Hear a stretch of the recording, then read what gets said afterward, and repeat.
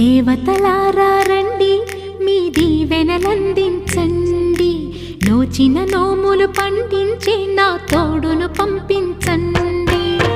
కలలో ఇలలో ఏ కన్నెకి ఇలాంటి పతిరాడనిపించే వరుణ్ణే వరముగా ఇవ్వండి. కని విని ఎరుగని వేడుకతో వివాహం జరిపించాలి.